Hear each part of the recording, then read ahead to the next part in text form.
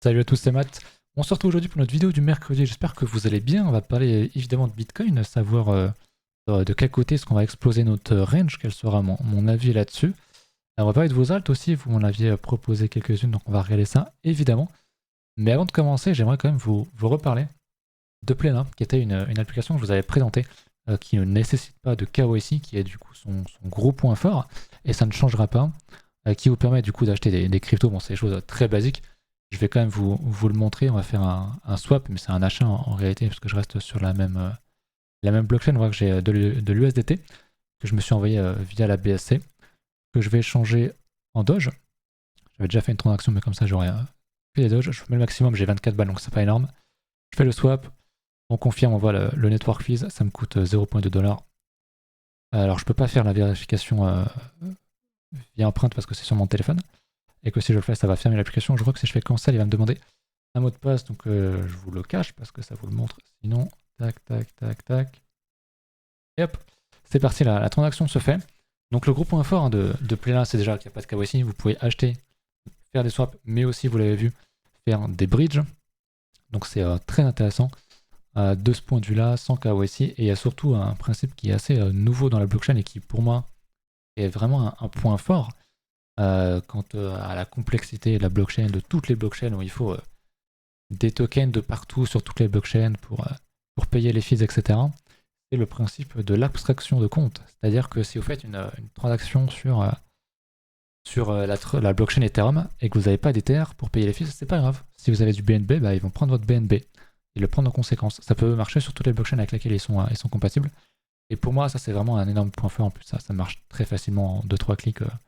Tout est faisable. Donc je trouve que ça a un vrai intérêt et que c'est quelque chose qui est assez nouveau. Vitalik qu'on avait parlé à une époque sur Ether de cette technologie-là, mais Plena est très clairement le pionnier là-dedans. Donc si vous êtes intéressé, n'hésitez pas.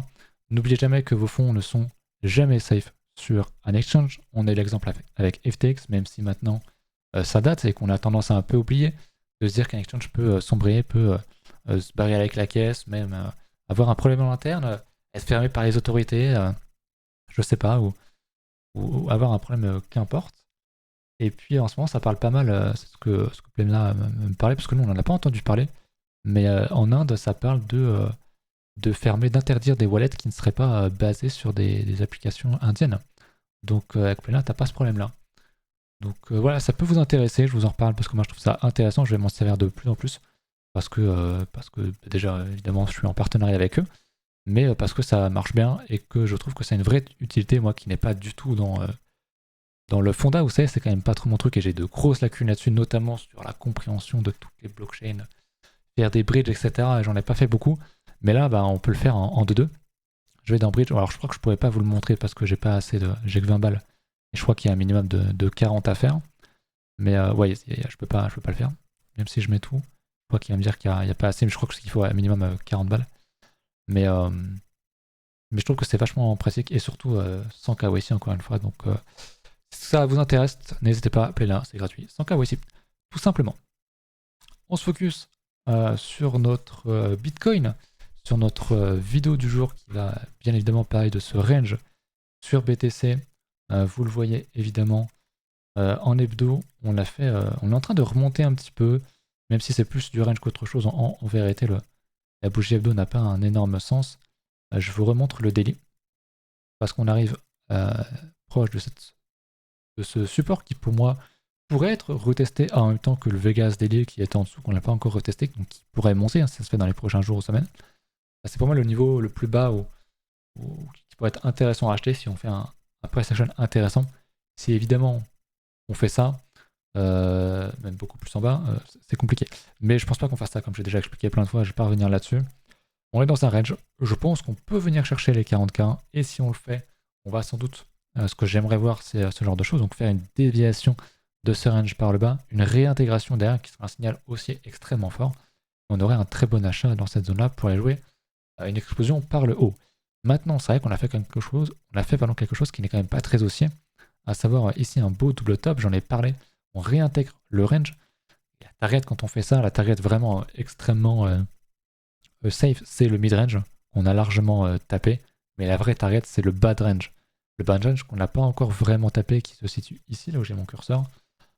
Et puis il y a un niveau qui a été retesté encore et encore avec une belle mèche qui n'a pas cassé, on n'a pas fait de déviation ici. Donc je pense qu'on peut en faire une, c'est pour ça que je pense que ce plan-là serait vraiment parfait pour acheter en tout cas. Après maintenant, si on repasse au-dessus des 44 300, donc de ce niveau-là, et qu'on commence à faire un price action haussier comme ceci, je pense qu'il y a effectivement de très beaux achats à prendre, même si la confirmation ultime, ce sera quand on va casser, évidemment, ce niveau-là. Maintenant, je vous l'avais dit lors de la dernière vidéo, j'avais quand même un petit biais aussi sur du plus court terme, parce qu'on avait des niveaux à venir chercher, notamment de liquidation. On est venu chercher quelques petits niveaux, on n'est pas allé très très haut, on s'est arrêté à 43 000. On voit que sur le range en hebdomadaire ici, on a quand même quelques niveaux qui sont assez forts dans les 44 000. Il y a des petits niveaux en dessous, mais la majorité est au nord. Il n'y a rien sur le mensuel et au-delà, donc c'est pour ça que je ne vous le montre pas. Et en 3 jours, il y a quand même pas mal de niveaux en dessous et au-dessus, mais les principaux niveaux qu'on a, on les voit à mon sens sur l'hebdo, qui sont au-dessus, donc à 44K. Ce qui n'est pas énorme quand tu reviens sur Bitcoin. 44 000 finalement, c'est venir chercher la résistance ici. Donc perso, je pense qu'on peut venir ce niveau-là, venir le chercher, qui serait théoriquement très bonne entrée pour venir choper un short et choper une target plus basse. Mais si on fait quelque chose d'aussi là-dessus, il y aura aussi sans doute un très bon achat à suivre. Donc c'est pas ultra facile, c'est pas ultra vraiment aisé de prendre un short ou un long actuellement. Il faudra vraiment voir quelle price action on fait sur le niveau des 44 600, 500 ici. Et également si on va au sud à 40 500. Mon biais personnel, c'est que je reste quand même haussier sur Bitcoin. J'avais fait un tweet, je crois que je vous l'ai montré, qui était et si en fait on ne donnait jamais de rentrer aux gens, ou alors max 38K, et qu'on allait chercher la target suivante en linéaire sur Bitcoin, qui est donc le prochain ratio de retracement de pivot, donc le 78.6, à savoir 57 000 $. Qu'on faisait ça, ou même qu'on allait chercher un niveau un peu plus bas, pour venir chercher ce niveau-là avant le halving, range, et repartir plus haut, et finalement ne jamais donner de retracement, parce qu'en fait on a eu quand même des très gros retracements ici. On a eu un beau range ici où c'était possible d'accumuler, mais selon moi il y a très peu de chances qu'on revienne faire un niveau retest magique ici pour laisser les gens rentrer bien gentiment et raid derrière. Je pense que c'est très peu probable, et on le sait, les gens sont intéressés que quand c'est en mode to the moon, et pour rentrer c'est très très très compliqué. C'est ce que je disais dans mon tweet, d'ailleurs je vais vous le montrer parce que j'ai mis mon Twitter sur cet onglet là, faut que je le retrouve. J'ai écrit un truc pas mal, donc c'est pour ça que je vais vous le lire. Donc ça c'est ce que je viens d'évoquer. Tout ça pour dire que trop de personnes attendent un dump, peut vous empêcher d'entrer sur le marché. Si vous n'avez pas de retracement attendu sur un actif, et Bitcoin, vous l'aurez sur un autre. N'hésitez pas à aller voir ailleurs. Bitcoin, c'est pas votre meuf. Donc, si c'est trop tard sur Bitcoin, il y a d'autres opportunités ailleurs et il faut vraiment comprendre ça parce que c'est le schéma habituel. C'est d'abord Bitcoin qui pump. Les gens veulent un gros retracement et ratent les structures pendant ce temps sur les alts, sur Ether. Ce qu'on a vu, c'est que Ether était vraiment sur un niveau magnifique. Il n'a pas encore explosé comme Bitcoin. Donc pour moi, il a beaucoup plus d'intérêt à l'heure actuelle que Bitcoin. Il ne faut pas se focus et se dire ah putain il va dump parce que j'en veux, donc du coup s'il va dump tout le reste va dump, et qu'est-ce qui se passe s'il dump pas en fait? Tu auras juste raté des opportunités sur le reste du marché. Donc prenez-en conscience. Je dis pas qu'on va forcément to the moon, mais si vous voulez vous exposer dans le marché, il y a quand même des structures sur les alts qu'il faut pas rater, ça fait un moment que j'en parle. Donc voilà, c'était un point important à évoquer de nouveau selon moi. Pour Bitcoin, c'est à peu près tout. On va regarder quand même sur du plus court terme. On va regarder sur le H4, voir s'il y a des choses à dire. Au niveau du CVD, on fait quand même des plus bas sur le futur. Donc j'ai l'impression que ça short market quand même pas mal.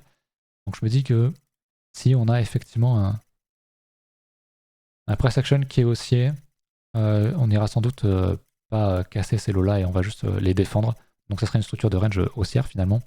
Rien d'aberrant sur l'open interest. On a révélé ce qu'on devait faire, on a supprimé les positions qu'on devait faire, on a bien assagi le funding, il est toujours positif, mais il est rarement négatif aussi, il faut largement le souligner. Il y a quand même bien dégrossi, enfin reptici, je sais pas comment est-ce qu'on peut dire. Donc je surveille beaucoup le price action, mais pour moi je serais plutôt à prêt à acheter plutôt qu'à vendre. Encore une fois, je pense que beaucoup de monde ici serait d'accord pour dire qu'on est à l'aube d'un bull market, notamment sur Bitcoin. Le halving approche, c'est quand même un événement extrêmement positif. On est aussi les ETF, ça parle d'ETF Ether. Encore une fois, c'est peut-être plus intéressant de buy the rumor plutôt que d'acheter la nouvelle une fois qu'elle va sortir. Donc voilà, les opportunités sont ailleurs. Mais Bitcoin devrait connaître une forte ascension en 2024, à mon avis, comme il l'a connu en 2023 d'ailleurs, hein, qui est vraiment un V-bottom, très peu de retracement. Prend le bottom, enfin Bitcoin a fait 200%. Mais je pense qu'il a encore beaucoup à offrir, notamment pour revenir sur l'ATH et faire des plus hauts. Donc voilà, tout ça pour dire que la tendance est haussière, on le voit clairement. Le biais est haussier parce que le halving arrive, le nouveau cycle, les structures sur les alts. Donc choper un short, même si on a une baisse, c'est pas nécessairement une bonne idée. Vaut mieux se focus sur l'achat, acheter au bon endroit, sur un retracement ou sur une confirmation de cassure à la hausse, plutôt que de vouloir absolument un short. Et je pense qu'il y a beaucoup de gens qui sont piégés dans cette idéologie-là. Voilà, au niveau de BTC, je crois que j'ai évoqué tout ce que je voulais évoquer. On va passer aux alts. Je vais rester, bien sûr, comme d'habitude, sur Ether, qui nous a fait un très beau retest de la structure. On en parle chaque semaine. Mais pour le coup, ça a très bien marché. On repump, voyons un petit peu en daily ce qu'il nous fait. En daily, lui, son range, il l'a cassé par le haut. Il l'a retesté ici. Et il a l'air de vouloir y retourner. Donc à suivre maintenant comment le price action va évoluer. On voit qu'on est sur une belle résistance. Donc très clairement pour moi, si Ether fait ça, c'est un achat. Pour jouer à la tendance haussière, pour moi, il y a des très très beaux achats à prendre sur Ether.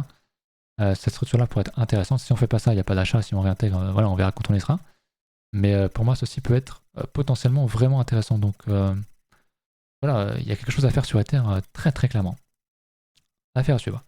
Sur Ether, j'allais SAP en BTC, mais j'imagine qu'on a toujours bien retracé. Donc il y a un signal très fort de la force aussi, de l'intérêt que prend Ether sur Bitcoin.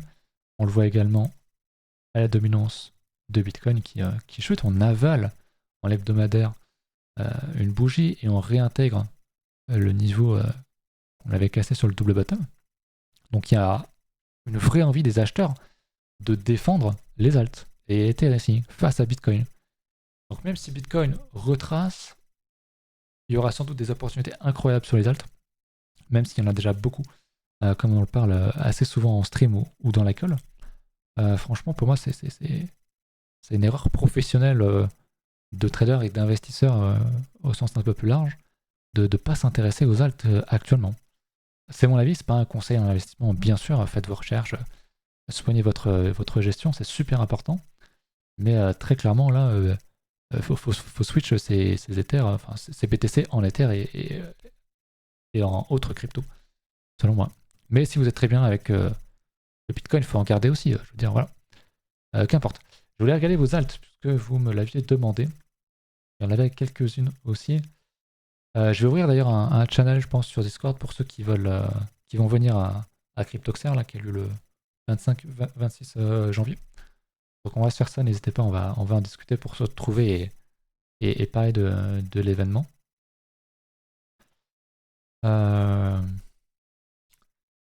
Et ben je crois qu'on ne l'a pas proposé finalement. Ah si, le props. Effectivement, j'en ai parlé du props, même si j'en ai pas forcément parlé sur YouTube. Mais on m'en a parlé. Il est sur Bitgate, il va être aussi sur Mex. Est-ce que c'est celui-là? J'ai un doute. Je vais regarder ici. Je crois que c'est quelque chose de très récent, c'est du RWA. Props. CoinMarketCap. En l'hebdo. Il me semble que c'est bien ça, donc qui effectivement a une structure magnifique. Mais pour moi, c'est un peu tard pour rentrer de manière optimale. D'ailleurs, j'ai fait un tuto, un document, et je vais faire d'ailleurs ce soir, j'ai oublié, mais il faut que je programme l'événement. Un cours sur les entrées optimales, sur comment s'exposer en bull market. On va même parler un petit peu levier, on va parler frais, on va parler structure d'investissement, comment gérer son wallet, etc. Donc c'est ce soir dans l'école, hein, c'est gratuit, je le redis.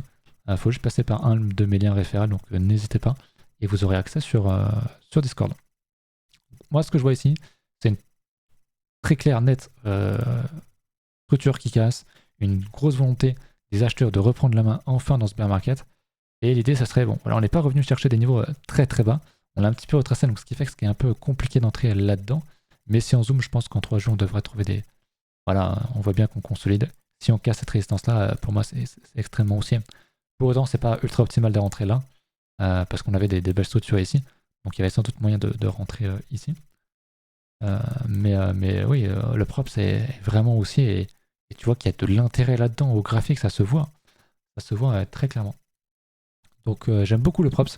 J'en ai pas parce que c'est pas optimal pour moi pour mes rentrées. Et que faire l'effort, ce que j'explique dans le document, c'est que faire l'effort de rentrer 10-20% moins cher, rien que ça. Alors évidemment, si vous pouvez rentrer 30-50% moins cher sur des retests, peut-être qu'ils n'arriveront pas, mais sur certaines alts, ça va arriver. Et pas derrière, c'est des énormes multiples que vous allez faire. Parce que si tu rentres 10% moins cher, selon la volatilité du token, c'est pas 10% de gain que tu vas faire en plus, c'est 300, 500%. Ça peut aller vraiment à ce point-là. Donc c'est vachement important de faire ça. On m'a demandé ensuite le VRD. Alors le VRD, il y en a sur MEX, alors qui est très récent. J'espère qu'on a plus d'historique que ça parce que bah il n'y a pas. Malheureusement, peut-être ici sur Dex Screener, mais j'ai l'impression que c'est quelque chose de très récent et c'est compliqué à regarder. VRD, c'est bien Viridis. Dans les dos, bon, il n'y a rien. Il y a vraiment très très peu de bougies, donc je vais revenir sur TradingView. Concrètement, en termes de structure hebdo, il n'y a rien. Maintenant, en daily, on a vu qu'il y avait des 2-3 bougies avant celle-là, donc sur Dex Screener. Maintenant, pour de la continuation de tendance, effectivement, on a un range ici. Si on vient le casser à la hausse, pourquoi pas essayer de jouer la tendance et de prendre des achats, etc. Ou alors, ici, de faire une structure type le double bottom pour essayer de choper un niveau bas, ou attendre une cassure de ce niveau ultra évident, une réintégration, pourquoi pas même attendre qu'on fasse un nouveau plus haut, prendre un retest, etc. pour essayer de jouer la très bonne entrée et essayer de jouer la trend avec la déviation. Mais en hebdo, il n'y a pas de plan d'investissement qui est vraiment possible là-dessus, selon moi, parce que vraiment, pour le coup, vraiment trop récent. Et du coup, le risque va de pair, évidemment. Voilà, qu'est-ce qu'on a d'autre qu'on a évoqué peut-être lors des lives? Je crois que le dodo est un petit peu pété. Non, pas tant que ça, je confonds avec d'autres. Ouais, le dodo revient sur ses résistances. Moi, j'en parle parce que c'est un de mes tokens que j'ai et que je surveille. Mais voilà, là où c'était quoi là, déjà, le prop avait déjà cassé sa résistance et concrètement déjà ici en train de consolider. Bah, le dodo est sur le point de casser. Alors c'est trop tard pour acheter, il y a les structures plus basses ici. Mais on sent que ça veut aller plus haut. On a eu un rejet, mais on y retourne. Et plus on teste une résistance ou un support, plus il a de chances de casser. Ça, c'est vraiment ma phrase que je vous rabâche à chaque fois. Ça en saoule peut-être certains, mais c'est vraiment quelque chose d'extrêmement important à comprendre dans le price action. Ce qui ne veut pas dire qu'il faut nécessairement anticiper, mais ça aide beaucoup à comprendre la réaction des marchés tout simplement. C'est à peu près tout, je pense, pour aujourd'hui. Là-dessus, en tout cas, j'ai pas grand-chose d'autre à ajouter. Je réfléchis, mais je vais voir un petit peu s'il n'y a pas les alts qui explosent aujourd'hui ou dans les derniers jours. Bon, le Tao, on en a déjà bien parlé. Hein. Il est très volatile, mais malheureusement, on n'est pas revenu sur un niveau qui nous intéresse. Moi, j'aurais aimé qu'on vienne rechercher quand même l'ancien ATH parce que c'est quand même quelque chose de très hypé, c'est de l'IA, donc forcément, on l'en veut dans son wallet. Perso, je suis pas rentré parce que j'ai pas eu le retracement, mais même si on a l'impression d'avoir rien dump, on a quand même dump de 50%, ce qui est énorme. Il y a des gens qui ont acheté le top et ils sont en train de pleurer là, parce qu'ils ont sans doute vendu le bottom et qu'ils sont pas, sont pas là-dedans. Mais c'est vrai que le Tao, ça serait bien qu'on aille un peu plus bas, hein. Même si on l'a jamais, c'est pas grave. Il y a d'autres opportunités ailleurs et il faudra pas hésiter à les prendre. Mais je pense qu'il va faire beaucoup parler de lui, le Tao, lors de ce bull run qui va arriver en 2024-2025. TRB, WIF, Orca. Ok, on va regarder TRB. On m'en parlait assez souvent en stream. C'est une époque. TRB qui, lui, bah voilà, a fait une structure hebdomadaire absolument magique. Je nous passe quand même en linéaire. Voilà ce que c'est. Ça, c'est une structure. On l'a validé un double bottom hebdo et derrière, et ben, on a eu une très très grosse explosion avec très peu de retests. On n'est pas venu rechercher le niveau évident ici. On dump un peu, on y retourne, on dump, on y retourne assez vite. C'est très dur de rentrer dans un bull market, dans une tendance haussière forte, quand il y a du fort momentum. C'est pour ça qu'on veut acheter les petites structures avant ici pour rentrer avant le momentum et optimiser. Le TRB est vraiment très beau, donc pour moi c'est trop tard pour rentrer là-dedans pour de l'investissement. Après, pour jouer la tendance sur 15 minutes du H1, H4, bien sûr. Mais pour moi, c'est pas ce qu'il y a à faire actuellement sur le marché parce qu'on a encore des très très grosses structures comme on l'a vu sur Ether et plein d'autres alts notamment. Donc voilà, j'ai vendu mon compound. Je vous le dis parce que je suis rentré sur 2 autres alts que j'ai évoqués dans l'école. Je suis rentré sur quoi déjà? Je suis rentré, je crois, sur de l'IA, sur 2 tokens IA et RWA. Ah, il y en a un qui fait un play 2. Donc, je crois. Donc voilà, le compound est toujours très bien, une très très bonne structure. Juste, c'est un peu une trop grosse cap pour moi. Donc je suis parti, j'ai fait un peu d'argent dessus. Voilà, c'est pas optimal, mais moi j'en ai fait. Il est dans un très beau range, hein, si je passe en linéaire. C'est très très bien ce qu'il est en train de faire. Il faut juste qu'il confirme maintenant et qu'il casse. Et je pense qu'on aura ici aussi beaucoup de momentum. Parce que si on dézoome, si on regarde la chart telle qu'elle est, le compound c'est ça. Il y a un énorme potentiel. Mais il y a encore mieux ailleurs, bien sûr. C'est pour ça que je suis allé ailleurs. Donc toutes les alts ressemblent à ça. Donc on n'est pas sur 2-3 alts qui font des choses où tu te dis c'est bizarre. On est vraiment sur beaucoup d'alts. D'ailleurs, je vais re-regarder le Total 3 qui du coup n'a pas beaucoup enfoncé dans ma zone d'achat d'altcoin les yeux fermés, mais on l'a quand même retesté. Donc est-ce qu'on est reparti, est-ce qu'on ira plus jamais plus bas et qu'on va bien taper, partir en tendance comme ceci? Ou est-ce que c'est un peu une mouche qu'on fait là et on va aller plus bas, refaire une structure ou pas, juste retester ce niveau et avoir un bottom ici, je sais pas. Mais je pense vraiment que vu comme le marché se construit, vu les structures, vu le halving qui arrive, vu tout ça, que cette zone-là, c'est vraiment une zone de bottom sur les alts. Et que si on va là-dedans, il faut vraiment acheter. On est dedans encore, enfin on a rebondi un petit peu, donc pour moi c'est vraiment, on est vraiment sur des zones temporelles très courtes, assez rares, qui arrivent une fois tous les 4-5 ans pour acheter et pour acheter vraiment en bas. Tu pourras jamais acheter ici, pile poil ici sur les alts. Mais tu peux acheter là-dedans, faire du DCA, acheter les structures, acheter un petit peu plus haut, ici sur la cassure ou même sur le retest ici. Et au final, que ce soit un niveau de rien du tout, parce que si on décale et qu'on va vendre, je sais pas moi, l'ancien top était à 1, si on va, je sais pas moi, à 2, que tu passes en linéaire, encore une fois, la vraie charte, que tu achètes là ou un peu là, concrètement, tu vois que tu achètes très bas par rapport au potentiel qu'il y a derrière. Donc voilà, je veux pas créer de FOMO chez vous si vous n'êtes pas dans les alts ou quoi. Je vous donne juste mon avis, encore une fois, je ne fais pas de conseil en investissement. Je donne juste mon avis. Et si vous êtes très bien dans les alts, dans Bitcoin, ou que vous avez du cash de côté, c'est très bien aussi, il faut en avoir. Ça dépend vraiment de votre psychologie et de votre plan, c'est super important. Parce qu'en passant les mêmes trades, et en prenant les mêmes achats sur les mêmes actifs, 2 personnes différentes ne font pas la même chose. Il y en a qui vont faire de la merde parce que psychologiquement, ça ne leur correspond pas. Donc si vous êtes bien avec l'idée d'avoir du Bitcoin, de l'Ether, des gros caps, faut pas hésiter. Du cash de côté, moi j'ai quelqu'un dans l'école qui a constamment entre 15 et 30% de cash de côté pour être prêt en cas d'éventualité. Puis s'il n'a pas pu mettre ce cash dans des alts avant que ça explose fortement, et bah c'est pas grave, il est très bien avec cette idée. Donc faut pas hésiter, ok? Faut vraiment le comprendre comment dire, l'intégrer, votre aspect psychologique, dans votre manière de gérer votre portefeuille. Bref, ce sera tout pour aujourd'hui. Je vous dis à tout à l'heure pour ceux qui passent dans le cours tout à l'heure de l'école. Et puis pour les autres, on se retrouve dimanche. À la prochaine. Salut.